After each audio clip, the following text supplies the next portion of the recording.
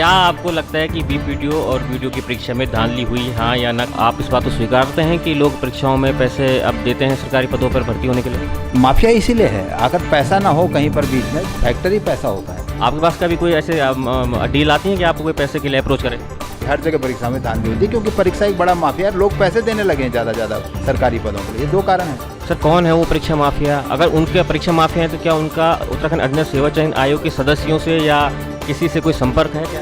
और नाम भी एक्सपर्ट का ले रहे हैं और एक्सपर्ट की इतनी बड़ी खामियां भी हो रही हैं, तो किस तरह से हम उनको एक्सपर्ट कैसे माने? एग्जाम कराना आसान काम नहीं है। नमस्कार, मैं राजीव प्रताप और इस वक्त मैं हूँ उत्तराखंड अधीन सेवा चयन आयोग के दफ्तर में, जहाँ पर मेरे साथ हैं यहाँ पर श्री संतोष बडोनी जी, जो कि सचिव हैं यूकेएसएससी के।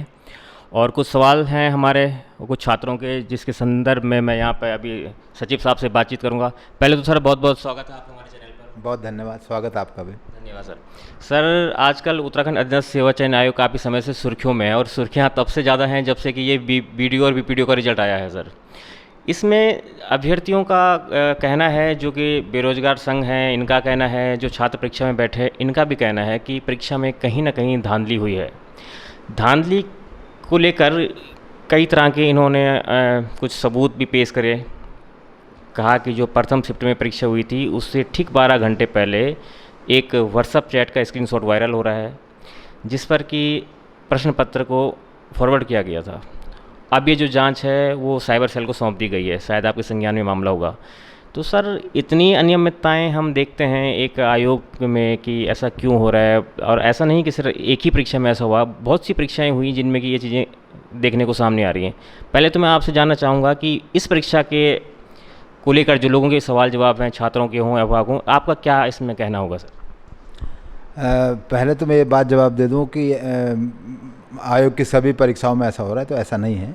क्योंकि आयोग ने अभी तक 86 परीक्षाएं कराई हैं और 4 परीक्षाओं में ऐसे मामले आए हैं, जिनमें एक फॉरेस्ट गार्ड में ब्लूटूथ का यूज़ का मामला आया था, जिसमें करीब 37 लोग गिरफ्तार भी हुए थे और वो मामला अभी कोर्ट में है। उसके अलावा एक डमी कैंडिडेट्स का मामला पुरानी एलटी भर्ती में आया था, तो वो भी हमने मुकदमा दर्ज किया। इन सभी मामलों में हमने जी सर, बात करेंगे अभी केवल वीपीडीओ और वीडियो वाले मामले में। इसमें कुछ मैं आपको बताऊं, कुछ जो मतलब साक्ष्य जिनके आधार पर मतलब आयोग को घेर रहे हैं, बेरोजगार संघ हो या अभ्यर्थी हो, कि जिन अभ्यर्थियों का टॉप लिस्ट में नाम है स्नातक स्तरीय परीक्षा में, उनका ही अगर हम नाम ढूंढें कनिष्ठ सहायक परीक्षा में कहीं, तो उनका कहीं नामो निशान वहाँ नहीं नज़र आता है। ऐसे अभ्यर्थी जिनका कि ऐसा भी कहा गया हम किसी की मतलब क्षमता पर, किसी के नॉलेज पर प्रश्न चिन्ह नहीं उठा रहे हैं, लेकिन ये तो है सर कि जिनका मतलब न तो कहीं किसी परीक्षा में पहले नाम था, नहीं कुछ था, लेकिन वो अब टॉप कर जा रहे हैं। टॉप 10 में उनका नाम है, टॉप 15 में नाम है, लेकिन हम देख रहे हैं कनिष्ठ सहायक में उनका कहीं नाम ही नहीं है। तो तमाम तरह के अगर हम इस पर देखें तो लोगों के बीच में सवाल तो सर ऑब्वियस सी जायज़ सी बातें होंगी ही। बिल्कुल, ये तय करना बड़ा मुश्किल है कि कोई बच्चा अपनी मेहनत से निकला है या नहीं निकला रिजल्ट के आधार पर, जब तक कि कोई अनियमितता का सबूत नहीं है। जो बच्चे, जो बेरोजगार संगठन हमारा ये सबूत दे रहा है, उन्होंने एक ही सबूत दिया है। बेसिकली सबूत का मतलब एक ही है, वो व्हाट्सएप चैट। उसके अलावा कोई भी सबूत उन्होंने दिया, सब उनके एक कल्पना के आधार पर हैं कि साहब ये मेहनत नहीं करते थे, ये इतने साल से विदेश से आए, अभी इन्होंने एग्ज़ाम दिया, इन्होंने तो पहले कोई एग्ज़ाम ही नहीं दिया, ये पास हो गए हैं, या कुछ किसी राजनीतिक दल के आदमी पास हो गए हैं, इस तरह का वो बात कह रहे हैं। सर, ये बात कह रहे हैं, ये आपका कहना सही है कि ये इस तरह की कल्पनाएं कर रहे हैं। ठीक है, कल्पना से हम इस बात से सहमत हैं कि हो सकता है ये उनकी कोरी कल्पना हो, लेकिन सर वो कल्पना भी जो है, अगर आप इसको थोड़ा सा देखें, सोचें, एथिकली सोचें, मॉरली सोचें, तो आप भी कहीं ना कहीं थोड़ा संदेह में पड़ जाएंगे कि कुछ ना कुछ बात तो है कि ये कल्पना भी कहीं ना कहीं हकीकत ना हो। बिल्कुल संदेह है, इसलिए तो हमने उसको साइबर सेल को दिया। हमने दिया ना जांच के लिए, आयोग ने उसे जांच के लिए दिया है। अगर उनका जो सबूत उन्होंने दिया है उसमें कोई सत्यता आती है तो ज़रूर उसके हिसाब से कार्रवाई होगी। उसके अलावा हम लोग अपने लेवल पर भी एक स्टडी कर रहे हैं कि वाकई सस्पिशियस ये लोग हो सकते हैं या नहीं हो सकते हैं, वो लिस्ट भी हम तय कर रहे हैं। सर ठीक है, अगर जांच होती है और हम ये पाते हैं कि इस परीक्षा में शायद धांधली हुई है थोड़ा बहुत, आप कह रहे हैं कि हमारे पास सिर्फ एक सबूत है, वो है व्हाट्सएप चैट का जो स्क्रीनशॉट घुमाया गया बेरो संघ के अध्यक्ष के द्वारा, और सारी कल्पनाएं हैं। मान लिया जाए कि जांच होती है और कुछ लोग इसमें दोषी साबित होते हैं, कुछ लोग इस प्रकार से आते हैं कि गलत तरीके से चयनित हुए हैं, तो सर इनको चयनित करवाने के पीछे किसका हाथ हो सकता है? कौन लोग इसमें दोषी हो सकते हैं? मैं आपको पहले ही कह रहा हूँ कि परीक्षाओं में माफिया यहाँ पर है, और पहले भी हमारी परीक्षाओं में ऐसा छेड़खानी हो चुकी है, शुचिता बाधित हो चुकी है और हमने खुद उसमें मुकदमे दर्ज करवाए हैं आगे बढ़कर।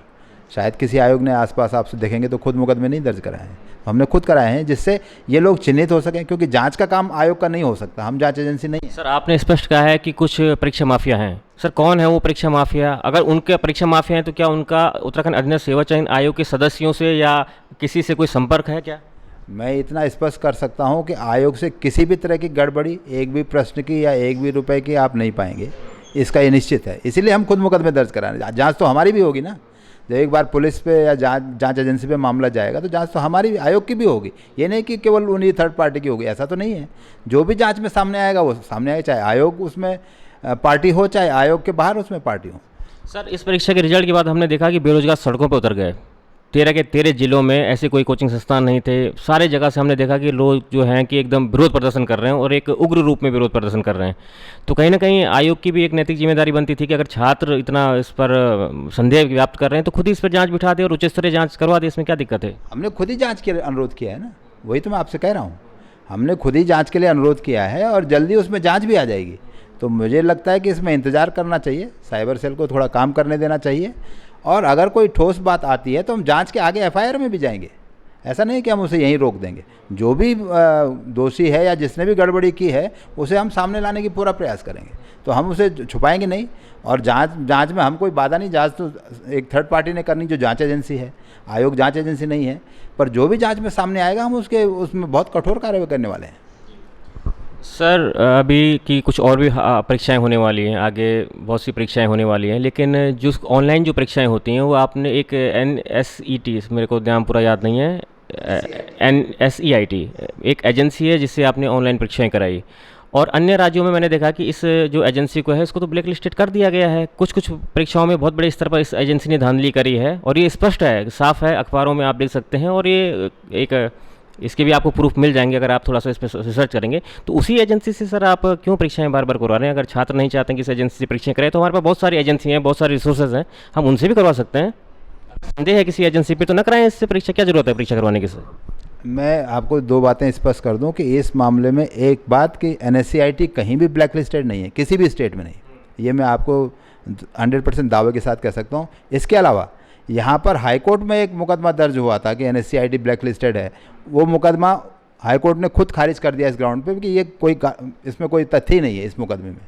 तो ये कहना गलत है। ये वही कह रहा हूँ कि अधिकतर मनगढ़ंत बातें हैं जो चलाई। आप स्पष्ट कह रहे हैं कि जो NSEIT एजेंसी है ये कहीं भी किसी भी राज्य में ब्लैक लिस्टेड नहीं है? अभी तक कहीं पर भी ब्लैक लिस्टेड नहीं है, ये मैं फिर आपसे दोहरा रहा हूँ। सर उत्तर प्रदेश में एक परीक्षा आयोजित हुई थी, उस परीक्षा में बहुत बड़े स्तर पर धांधली पाई गई, उसके बाद इस एजेंसी को ब्लैक लिस्टेड करार कर दिया गया था। मेरा कहना यह कि परीक्षाओं में धांधलियाँ सब जगह हो रही हैं, ये यहाँ पर नहीं, राजस्थान, MP, उत्तर प्रदेश, किसी भी राज्य को आप ले लें, तमिलनाडु से लेकर हर जगह परीक्षा में धांधली होती है, क्योंकि परीक्षा एक बड़ा माफिया, लोग पैसे देने लगे हैं ज़्यादा सरकारी पदों के लिए। ये दो कारण हैं।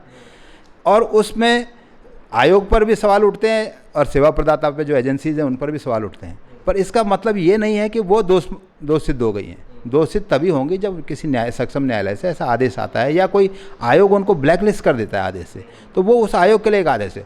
मेरा कहना ये है कि जटिल काम है परीक्षा कराना, आयोग के लिए भी बार बार ऐसे मामले आएंगे। अभी हम जो परीक्षा कराने वाले हैं उसमें भी आएंगे। तो इस कारण से न तो आप परीक्षा रोक सकते हैं, ना आप अच्छी एजेंसीज को काम करने से रोक सकते हैं। और दूसरा ये कहना है कि ऑनलाइन जैसे एग्ज़ाम के लिए बहुत ही लिमिटेड एजेंसीज हैं जो अच्छी एजेंसीज हैं। तो आप इस आधार पर या किसी आशंका के आधार पर किसी एजेंसी को बाहर करें और अपना नुकसान करें, वो मेरी दृष्टि में अच्छा नहीं है। सर एक बात है कि वन दरोगा परीक्षा का रिजल्ट भी आया था। अब विभिन्न पालियों में परीक्षाएं हो रही हैं। आयोग कहते हैं कि हमारे पास संसाधनों की कमी है और छात्र संख्या बहुत अधिक है और ऐसे में एक ही समय में परीक्षा कराना संभव नहीं है। तो सर समस्या तो वहाँ से, जड़ तो वहाँ है कि हम 2 या 3 या 4 शिफ्टों में परीक्षाएं करवा रहे हैं और फिर हम एक पद्धति ला रहे हैं जिसका नाम है नॉर्मलाइजेशन। सर मैं आपके माध्यम से समझना चाहता हूँ ये नॉर्मलाइजेशन जो पद्धति है क्या करती है एक्चुअल में? नॉर्मलाइजेशन एक, जहाँ भी एक से ज़्यादा शिफ्ट में एग्ज़ाम होगा, जैसे कि हम ऑफलाइन ऑनलाइन दोनों में कर रहे हैं इस समय, जब एग्ज़ाम दो शिफ्ट में होगा तो 2 प्रश्न पत्र होंगे। उन 2 प्रश्न पत्रों के कठिनाई स्तर को मॉडरेट करने के लिए नॉर्मलाइजेशन की व्यवस्था है, जिससे कि अगर कोई पेपर टफ आ गया है रिस्पांस के आधार पे, माने उत्तर के बाद, परीक्षा के बाद टफ समझा जाता है, तो वो टफ और इजी पेपर को एक तरह से समतुल्य किया जा सके, इसके लिए सर यही मैं जानना चाह रहा था सर। अब यहाँ पर एक दुविधा ये है सर कि कैसे हम पता करें कि ये प्रश्न पत्र टफ है और ये आसान है। किसी छात्र ने अगर वो पढ़ा है और बहुत टफ है, लेकिन उसके लिए तो सर वो आसान हो गया। प्रश्न पत्र को कठिन और सरल कब किस पैमाने पर हम रखेंगे, कैसे हम इसको मापेंगे? मैंने कहा कि रिस्पांस के आधार पर, माना एक परीक्षा है जिसमें जो टॉपर हैं वो 91 से 75 पर ख़त्म हो गए, दूसरी परीक्षा में वही 85 से 68 तक जा रहे हैं, तो नेचुरली 91 वाला इजी है और 80 ये रिस्पांस एवरेज के आधार पर माना जाएगा कि वो, हाँ, डेटा के आधार पर। सोच नहीं है कि हाँ, हाँ। अभ्यर्थी सोच रहा है, हाँ, हाँ। सोचने का मसला ही नहीं है। ये तो स्टैटिस्टिकल फार्मूला है और सब जगह चलता है, पूरे इंडिया में ये फार्मूला चलता है। एसएससी हो, आईआईटी जिसे यूज़ करते हैं, आईएमसी से यूज़ करते हैं, तो ये एक स्थापित प्रक्रिया है और सुप्रीम कोर्ट ने ये स्थापित किया है कि जहाँ भी नॉर्मलाइजेशन का जो डिफरेंस है 0 से 1 के बीच आता है उस फॉर्मूले, तो वो परफेक्ट नॉर्मलाइजेशन है। तो उसी आधार पर हम भी करें और उससे ज़्यादा हमारा नॉर्मलाइजेशन कोई भी नहीं हुआ। माने जो एक स्थापित दायरा है नॉर्मलाइजेशन का, उसी में हमारी एग्ज़ाम आ रहे हैं। और हमारा देखिए, हमने फॉरेस्ट गार्ड भी उसी में कराया, उसके अलावा ये ग्रेजुएशन इंटर लेवल का एग्ज़ाम भी उसी में कराया, जिसमें कोई भी बात अभी तक नहीं है, ना नॉर्मलाइजेशन से संबंधित ना उससे संबंधित। तो वो लोग ये बात उठाते हैं जो 1 या 2 नंबर से रुक जाते हैं, क्योंकि उनमें ज़्यादा फ्रस्ट्रेशन है कि हम क्लोजली अटक गए, हम नॉर्मलाइजेशन की वजह से अटक गए। पर बात ऐसा नहीं है, बात वहाँ भी परफॉर्मेंस की है, वो अपने परफॉर्मेंस थोड़ा सा कम हो गई है और उनको परफॉर्मेंस बढ़ानी चाहिए, बजाय इस फ्रस्ट्रेशन में कि इनका विरोध करें या कोर्ट में जाएं। और कोर्ट में एक मामला भी गया था, कोर्ट ने हमें कहा इसे डिसाइड करिए, तो हम उसे डिसाइड भी कर चुके हैं इसी स्नातक स्तर परीक्षा में, और वो डिसीजन हमारे वेबसाइट पर है। सर अभी हम देख रहे हैं कि क्या होता है कि आयोग जब प्रश्न पत्र बना रहे हैं तो बहुत से प्रश्न पत्र उसमें गलत हो जा रहे हैं, या तो उनके विकल्प गलत हो जा रहे हैं, या प्रश्न जो पूछा गया वो आउट ऑफ सिलेबस तो नहीं कहूँगा मैं, लेकिन किसी न किसी तरह से प्रश्न पत्रों को आयोग फिर बाद में परीक्षा करवाने के बाद हटवा दे रहा है। तो क्या ऐसा नहीं हो सकता कि आयोग पहले उस प्रश्न पत्र को जांच ले कि क्या इसमें कोई खामियां तो नहीं है?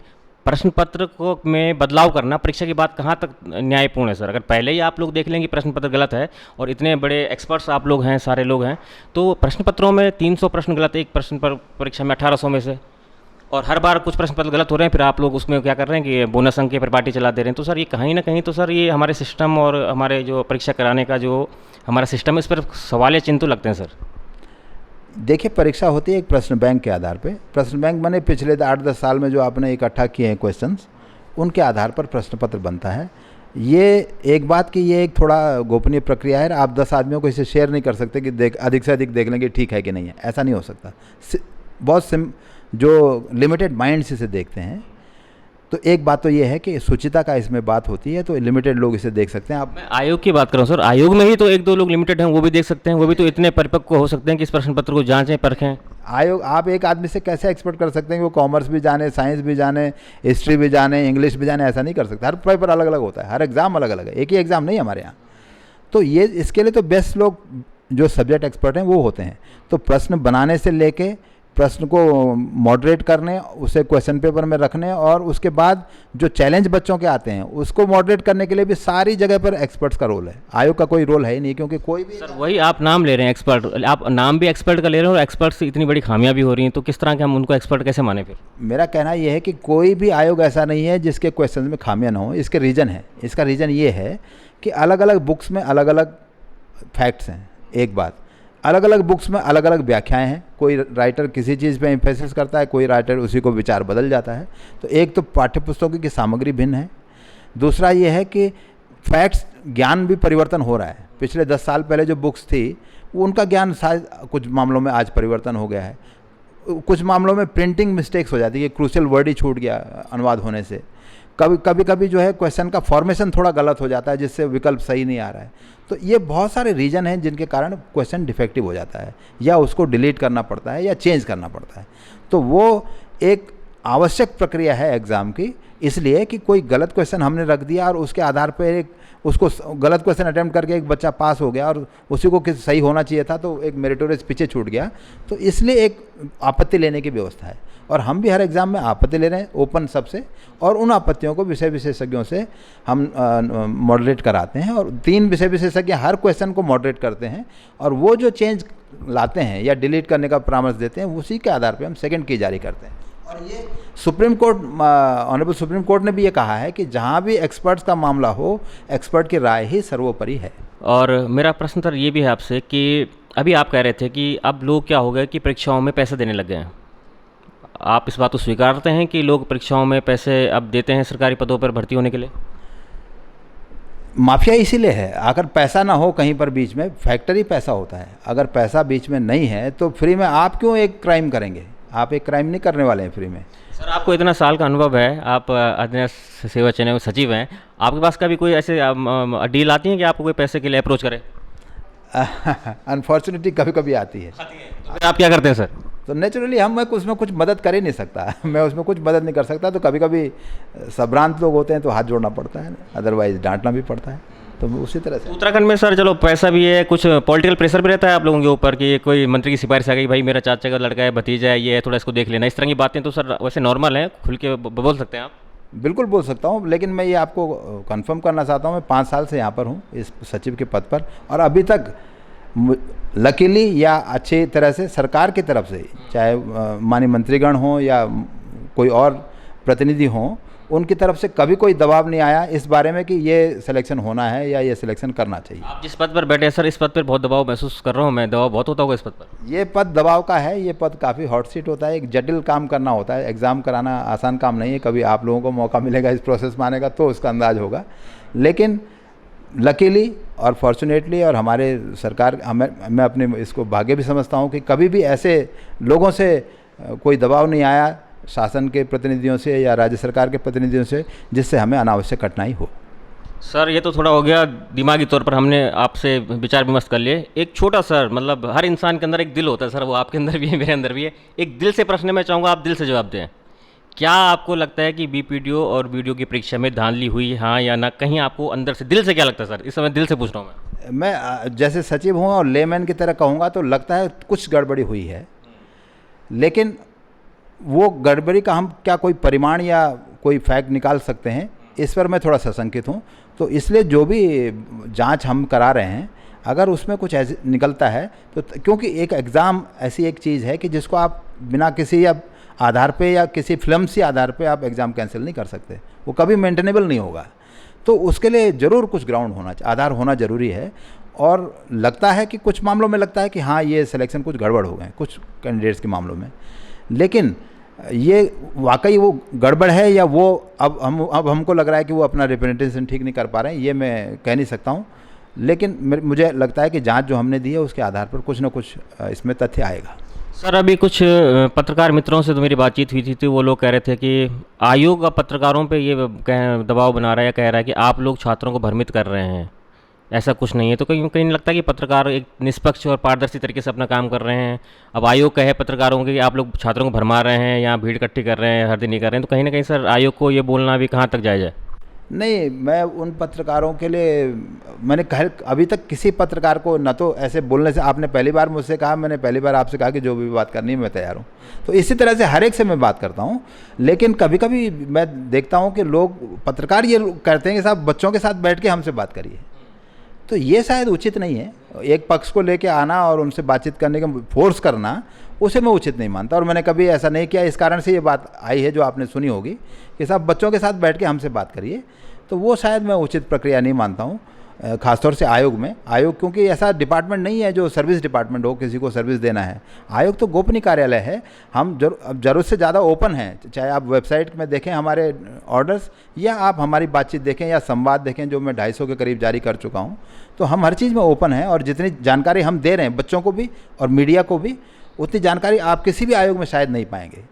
तो हम ओपन हैं, लेकिन जो ये फोर्स करते हैं कि हम इसको बच्चों को लाकर अनावश्यक दबाव बना सकेंगे और उनके सामने कुछ ऐसे वीडियो डाल सकेंगे अपने मीडिया में कि जो एम्बैरेसिंग हो आयोग के लिए और आयोग के सचिव के लिए, तो मैं उसको उचित नहीं समझता। जो परीक्षा बीपीडीओ की हो चुकी है, अब इसका जो है आप, तो सर आपको नहीं लगता कि जब परीक्षा संदेह में थी, अभी जांच बैठी थी, तो डॉक्यूमेंट वेरिफिकेशन थोड़ा जल्दी करवा दिया आयोग ने, जल्दी करा दिया? जब से मैं देख रहा हूँ बीपीडीओ परीक्षा का रिजल्ट आया, उसके बाद आयोग की जो रफ्तार पकड़ी है, कभी कोई नया नोटिफिकेशन जारी हो जाता है, कभी किसी का रिजल्ट जारी हो जाता है तो ये सारी चीज़ें संदेह पैदा करती हैं।